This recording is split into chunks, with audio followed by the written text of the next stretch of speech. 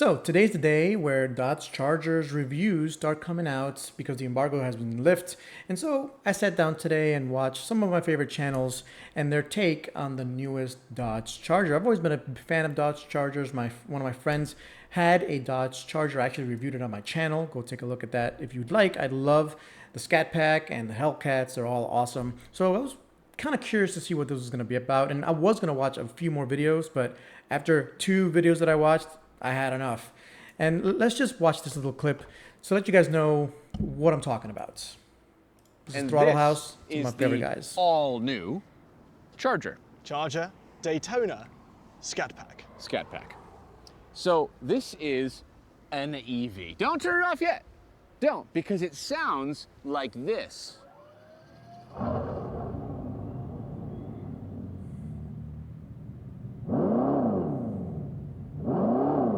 Are you serious right now?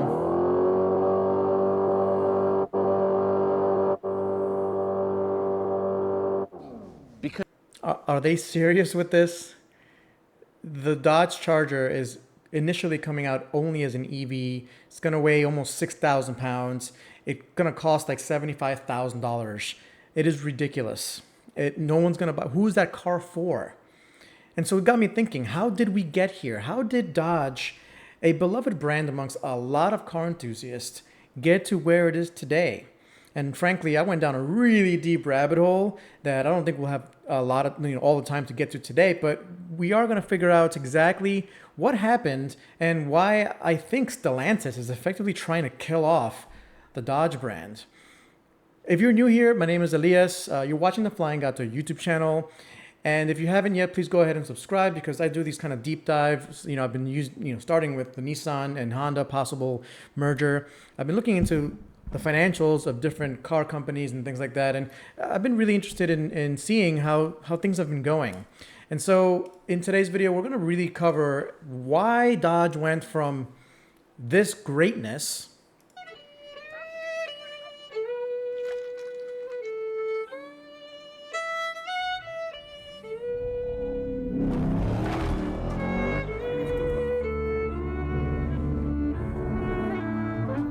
Here are a couple things America got right. Cars and freedom. and this greatness. I mean, look at this Dodge Durango, 3-row family car.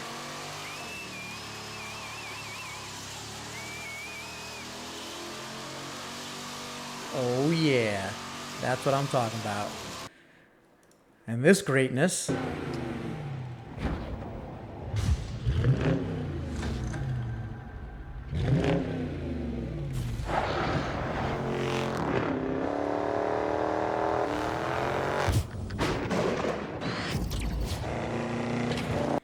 And finally, this greatness. This is the last call for your hands to grab the wheel of a current generation Charger or Challenger. The last call for your foot to feel the rumble.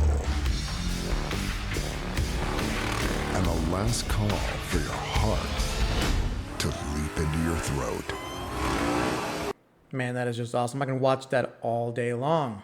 So we went from this greatness to these are our latest commercials. Let's watch one. Indy. We're building them to make a difference, to protect our future and our children's future. We're building electric vehicles to save our planet. And they go on and it gets a little bit more exciting, but I mean, what a change in tone. And then I think this video that we're going to see next, I think it really tells you a little bit of a clue as to what's going on. Let's listen in. This is actually one of the first commercials of the Dodge Charger that we're talking about today. But most people think electric cars are supposed to save the planet. Electric cars are supposed to be green and politically correct. So this thing must be super efficient and environmentally friendly, right? I don't know, maybe. But that was never the point. The point was that they told us we couldn't sell Hemis. But there it is. The point was that they told us we couldn't sell Hemis. They told us all along. This video came out almost a year ago. So they told us what was going on. right at the beginning and why this is happening. A lot of us just weren't paying attention. They told us. Who's they? Well, let's cover that because it goes really deep. And they can mean a lot of different things, from the parent company Stellantis to the Fiat corporate strategy to the EPA, the National Highway Traffic and Safety Administration, the Obama administration, the Trump and Biden administration. We can go and talk about this for another 3 or 4 hours. But I'm going to really concentrate on Stellantis today, and they is very probably a man named Carlos Tavares. And Carlos Tavares is the current CEO, well, I guess he was the current CEO of Stellantis. And you may be asking me, what is Stellantis? Because even me, a car guy, until a couple years ago, I didn't really know that Stellantis was a thing. And just so you guys understand, Stellantis is a conglomeration of a lot of different car brands. It's a merger of the Peugeot Auto Group, and we'll touch on them a little bit later on in the video. And so there's Peugeot Auto Group and the Fiat Chrysler Automotive Group.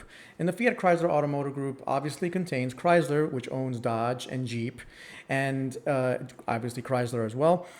And so these two large companies merged in 2021, officially started working together in 2021. And unfortunately, things are not going so well for them because, well, let's look at the headline. This headline is Stellantis CEO Tavares quits early after strategy disputes. And there's our boy, Carlos Tavares.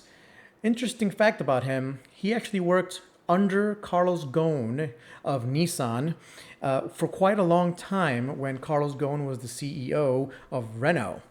And I don't know if you guys know this, but Carlos Ghosn effectively went to jail or house arrest in Japan and is a very disgraced CEO. This guy is was one of the main guys under Carlos Ghosn. They ended up with a dispute themselves. But let's continue reading a little bit more. And so Stellantis Chief Executive Officer, so the chief boss, Carlos Tavares, known for his cost-cutting drive, stepped down from the automaker following a dispute with the board over how to arrest weakening sales and stock slump. Whenever a CEO quits and the financials aren't looking very good, it's never a good sign. And so we are going to dive deep into the financials. I actually had to create my own spreadsheets for these things, but we'll get to those later. Let's really look at what is Stellantis and, where does it all come from? And so before Chrysler was Stellantis, Chrysler was actually part of the Fiat Chrysler Auto Group. And so what is the Fiat Chrysler Auto Group? Thankfully, Stellantis still keeps an archive of the history of the Fiat Chrysler Auto Group. And over here, you could read if you want. The main things are the Fiat Chrysler Auto Group was a merger between the Italian automaker Fiat, which was huge. It used to own Ferrari, it owned Chrysler, it owns Chrysler now, and it's a very, very large part of the Italian economy, so it's partly state-owned. They wanted to capture Chrysler and Dodge in order to try to start selling vehicles in the United States, which got us vehicles like the Jeep Renegade, for example. My dad owns one. They're not the greatest. They're not the worst. But even before Chrysler was under the Fiat Chrysler Dodge name, it was actually owned by Mercedes-Benz. If you look down here, in 1998, Chrysler Daimler-Benz agree to a merger. Now, again, a lot of people don't know this, but the main reason Chrysler and Dodge are still known to be a really great brand today is actually because the Mercedes-Benz group, effectively what I see it is, bailed them out with technology. So let's try to understand what all of that is. And before we even get to what all of that is, what defines Dodge? What is Dodge at its essence, right? So why did Mercedes bother buying Dodge? Why did Fiat bother buying Chrysler and Dodge? And why did Stellantis or, why did the Peugeot Auto Group want to merge with the Fiat Auto Group that owned Dodge? And it has a lot to do with access to the American markets. The American market is it is the biggest market in the world for selling cars, but it's also the branding that Dodge has had makes it very powerful. And it started with cars like this. Now we're going to watch a little bit of one of my favorite YouTubers again is Matt Moran Motoring, and he'll explain to us what a Dodge Challenger, 1970 Dodge Challenger is. So about the 1970 Challenger, well, this was the first year for the Challenger. It was, Mopar's new pony car, and their definition, and everyone's definition here of pony car, at least in the late 60s, was a long hood and a short rear deck. So as opposed to the other muscle cars of the 60s, where you had a longer rear deck, you have a much shorter rear deck here, and so that's kind of what classified it as a pony car. And compared, so the pony car really defined the branding of Dodge. And Dodge started taking off after the Halo cars. I'd obviously had economy cars and regular family cars as well, but especially back then, you win the races on Sunday, you sell in the showroom on Mondays. That was the slogan, and it was true. I think it still kind of is, but in a different way today. And so it had great cars like this.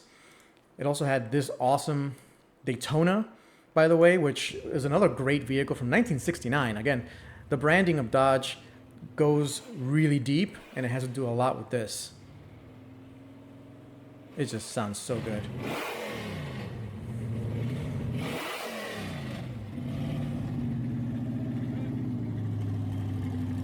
That is a Dodge Charger Daytona, and there's a huge history behind the Dodge Charger Daytona and NASCAR racing. Yes, Dodge has always been really big in NASCAR racing. And so racing and muscle cars and big V8s have always been a huge part of all of this. Another thing that Dodge was known for, and Chrysler, is actually the Caravan, the minivan. The Dodge Caravan and the Chrysler, I forget what it's called, I think the Chrysler Grand Caravan or whatever they call it. It's effectively the same thing. They created effectively from a regular van, they put seats in it, they called it a minivan, and it was the greatest vehicle. My parents actually owned a light blue version of one of these vans. I mean, look at this thing. It is the quintessential family car of the late 80s and early 90s. Every single automaker copied the minivan, and Dodge just did it the best. Everyone knew the Dodge Caravan was the vehicle to get if you had a big family. And so it was really well known for its muscle cars, for its Dodge Caravan, and obviously the Dodge Viper.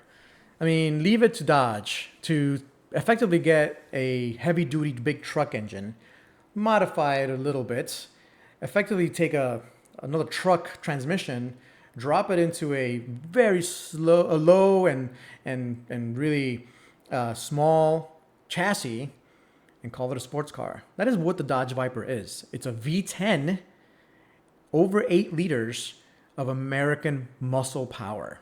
This is the quintessential muscle car. Let's hear it a little bit.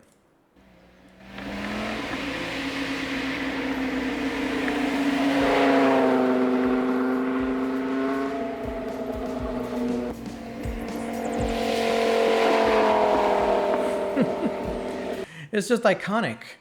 Back then, when cars were all blocky and stocky, still in 1998, this thing came out, and it was an amazing muscle car made by a little company called Dodge. And so this is why Mercedes was very interested in getting a hold of Dodge. It needed to diversify its offerings. It needed to diversify what cars it sold.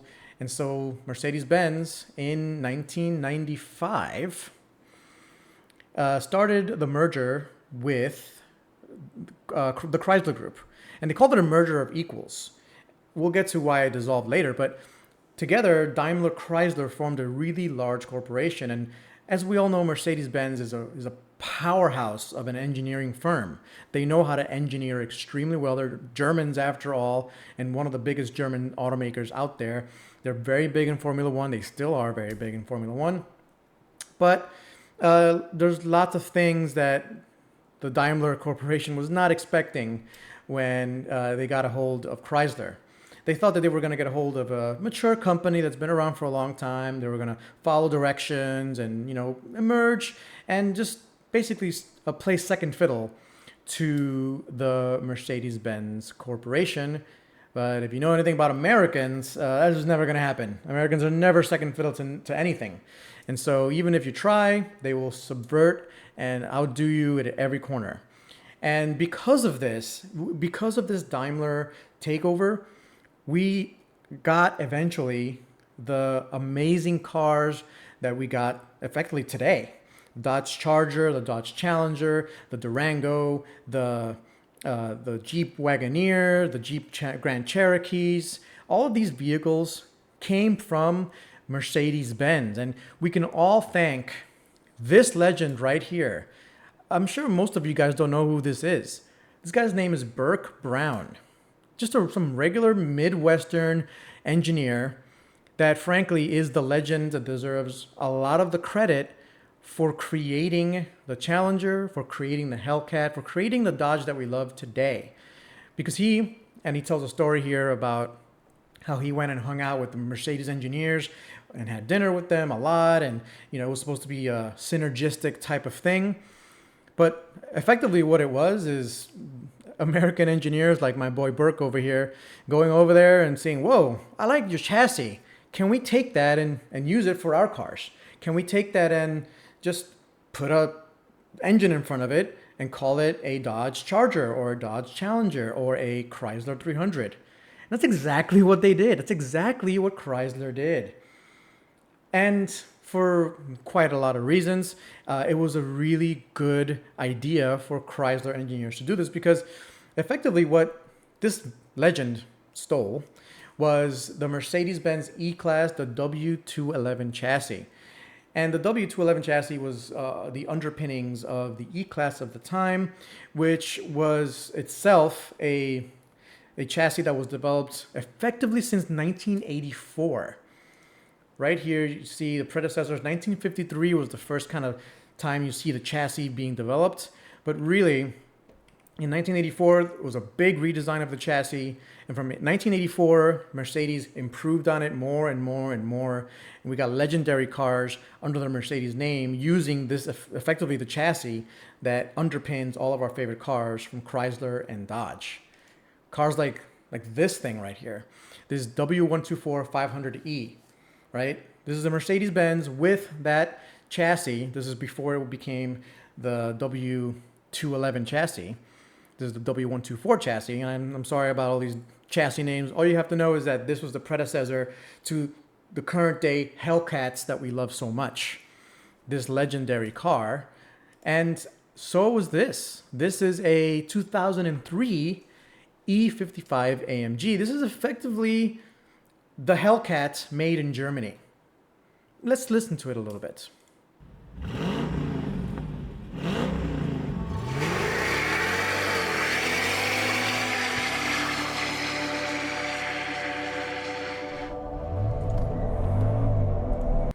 Yeah, that right there tells you everything you need to know about what the Daimler and Chrysler merger did. It allowed Chrysler to take that chassis and use it for all of its vehicles. And then eventually, Daimler said, well, this is not really working out. And if you really want a well thought out and a really good explanation, we can sit here and read Michael Watkins', Harvard Business Review article on this, why Daimler Chrysler never got into gear. Very clever. And I could sit here and explain to you it's effectively because the Chrysler folks never really wanted to work for Daimler. They wanted a merger of equals. And so the Chrysler management just ignored or subverted or a lot of subordination, insubordination from the Chrysler people and Dodge people, which eventually led Mercedes to say, you know what, screw it. We don't want these problems. And here, let me sum it up for you, because if really what happened was the Mercedes folks just didn't know what to expect, and the European mind just could not comprehend what Dodge was. Effectively, it was this.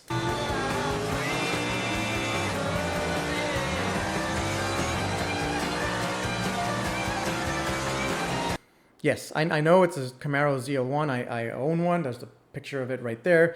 And it's not a Dodge, but it's the same. It's the same thing. It's also this.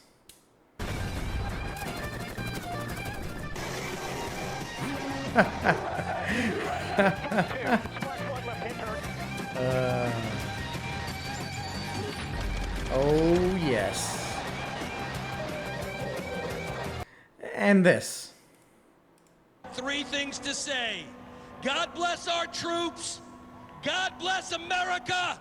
And gentlemen, start your engine!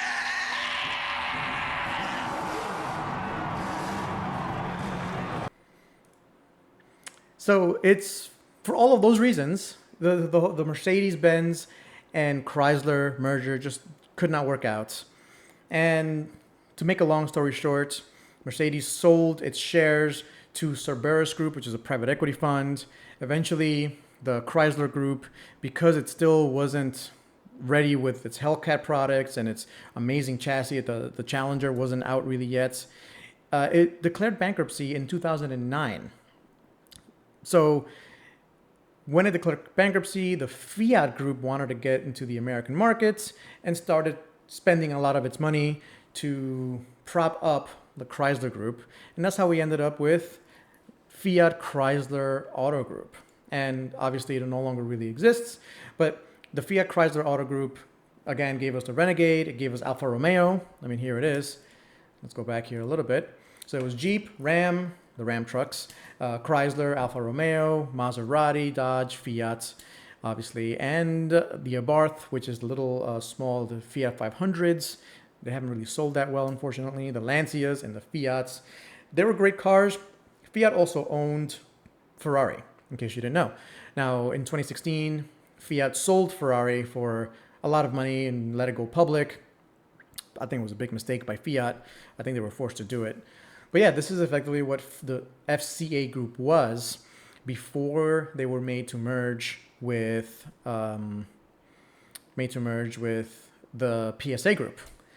Now, what cars did we get? Because it's really important to note that the cars we got were just incredible. So we got the Chrysler 300, and what you see here is Obama's Chrysler 300. Yes, he drove a Chrysler 300 when he was a senator in Illinois. And it was a great car. It still is a great car. I've rented a few of those, and it's a great car. It has a nice V6. It feels like an E-Class because it is. It is basically a copy of the E-Class chassis. And they just continue to kind of evolve it. It's has a very large interior. It feels like you're inside of a limo when you're just driving a normal car. We got the Dodge Charger, which is a lot of police vehicles were using Dodge Chargers. Again, they were using the V6. They had the Hemi V8s, very spacious on the inside. It's effectively the 300, the Chrysler 300 in Dodge form. So you can get an inexpensive, large car for the American families. I mean, that's the whole point. Dodge made inexpensive, large vehicles that an American family could afford. It's decent gas mileage, not the best, but decent gas mileage. And it can get you around. It's fairly reliable, it's comfortable, and it's the best way to describe it is I show you guys this Challenger here. The best way to describe it is we effectively got the Mercedes chassis and the Mercedes car for like a third of the price of a regular Mercedes, or even a quarter of the price sometimes.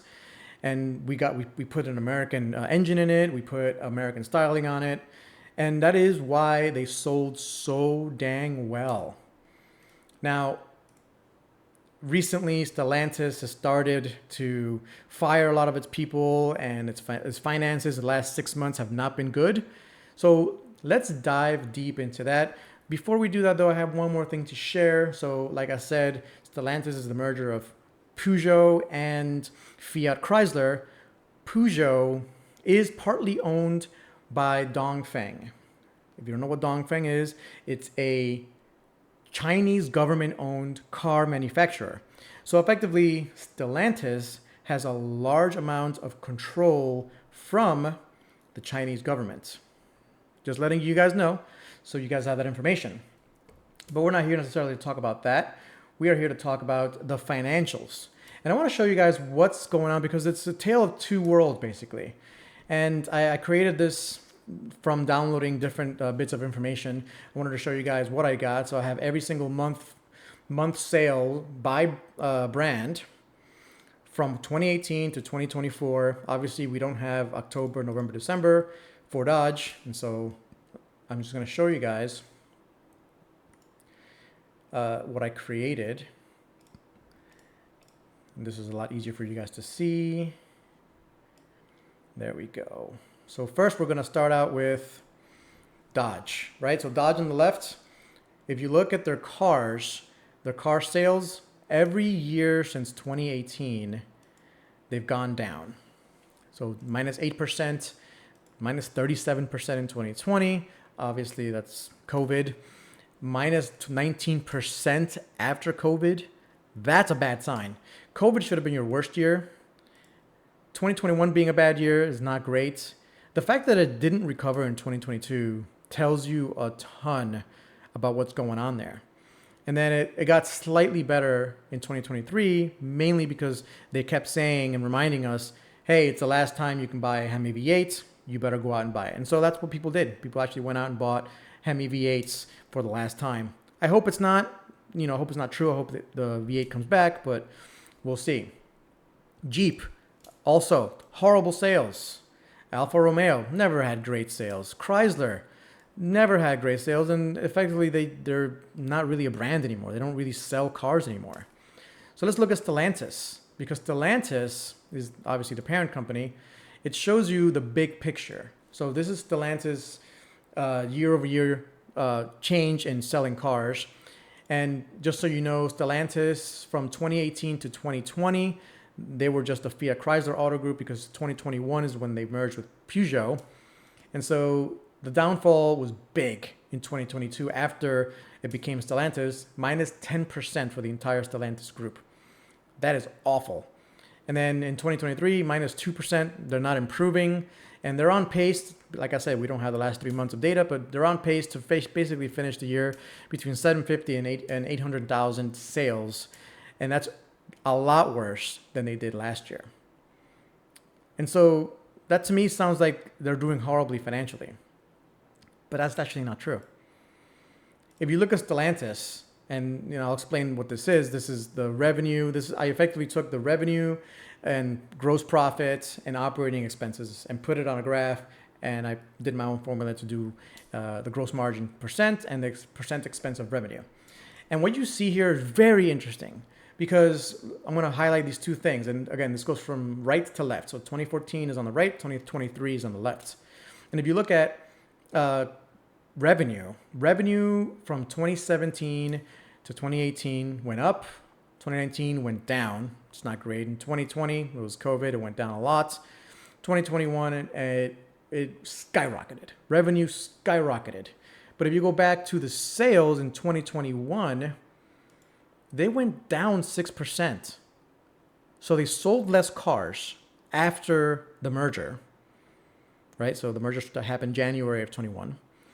So in all of 2021, they sold 6% less cars than they did in 2020, which was 20% less cars than they did in 2019, which is 8% less cars than they sold in 2018. So they went from 1.6 million cars sold in 2018 to 1.1 million cars sold in 2021. And yet it's showing me that I have a lot more revenue. So what could that mean? That means that they're charging a lot more money for the same cars that they're selling. It's exactly what happened. It's exactly what happened, 100%. And so a lot of people are complaining, hey, oh my God, why are cars costing so much? Automakers increase pricing like crazy. Cost of revenue is also very interesting. Cost of revenue should be, as a percentage-wise, kind of on par with actual revenue. But as you can see, from 2021 to 2023, it kind of grew. But if you look at the gross margin percent, which includes cost of revenue, gross margin percent went from a steady 13 to 12% all the way through 2020 to 20%. You got 20% in 2021, 20% in 2022, and 20% in 2023. What the heck were they doing? What does that mean? It means they were cost cutting. And if you guys remember back, Carlos Tavares is known to be a cost-cutting guy. He cut a lot of costs. He laid off lots of employees everywhere. He laid off lots of factory employees. He closed factories, and he reduced R&D. He basically turned off R&D, or research and development, for internal combustion. Dodge had to beg Carlos Tavares to get funding for the straight six turbo engine that they are coming out with. But that they're just like, no, we're going to kill the V8s. Carlos Tavares was like, no, we're killing the V8s. And I want to show you one more thing. Operating expenses shows you how much they're investing in engineering as a percentage of revenue. And they're only spending roughly 8 to 7% the last 2 years. And that's really low. Honda spends 15%, right? And Toyota has a ton of revenue and they still spend a ton of money on R&D. Ford spends 12% effectively. So a ton more than Stellantis does. That's kind of a problem. And so why am I pointing all this out? I'm pointing out the fact that, yes, the C-suite has caused an issue. The CEO has caused an issue. They've cut costs. They've canceled the V8s. And it's heading downhill. And so why do we have the Charger that we have today? Is because of really crappy corporate policies and the little hidden thing called the CARB and NHTSA and the EPA. Let's talk about that because very few people have pointed this out. And so what I did here, and what we're looking at here is this is the financial statements for Stellantis for 2022, right? And I looked at the entire 22 financials and I read it. They tell you exactly what's going on, right? So let's just look at 2023. What are the challenges for Stellantis? There's logistics challenges, obviously. Electrification. We announced Dare Forward. And so they effectively want 15 vehicles, or now it's 12, electric vehicles by next year, right? And then this is important. Vehicle models that are equipped with BEV or PHEV propulsion systems tend to have lower margins. They make a ton of margins, so larger vehicles and SUVs have historically been more profitable. So they make no margin on electric vehicles. They have to build them, right? In 2023, our pricing increased or remained stable in all regions. So they increased pricing while reducing costs. More profits, more money in the pockets of the executives, more money in the pockets of the shareholders, but the consumer is the one that suffers. And eventually, the brand is actually killed off. Just by the by, Carlos Tavares got a huge CEO compensation package for doing all this stuff last year. And now he's out. So there you go. I wanna really highlight this. I'm gonna read this to you guys. I wanna know what you think in the comments. So, for example, in addition to regulatory requirements in relation to GHG emissions from vehicles are increasingly stringent. For example, in March of 22, EPA reinstated California's authority under the Clean Air Act to enforce its own more stringent emission standards for passenger vehicles. The California waiver was canceled. And what was the California waiver? The California waiver, effectively, so the Trump's administration's EPA set forth a rule that allowed car manufacturers to ignore California's rules on the cleanliness of CO2 and the cleanliness of a car. And so manufacturers were operating under the assumption that, okay, we don't have to worry about California. We can continue to do operations as normal. In 2022, the Biden administration canceled that California waiver. The worst part about this is, and I'm going to read this just so you guys know, as interpreted by the California Air Resources Board, CARB, the EPA, the Environmental Protection Agency, reinstatement of the California waiver, together with the removal of the deemed to comply mechanism, means that automotive OEMs are retroactively subject to the separate California standards, beginning with the model year 2021 fleet. So every car sold in 2020 until 2023 or beyond is now subject to California's rules, which means that retroactively you have to pay these carbon emission taxes to California and to the EPA.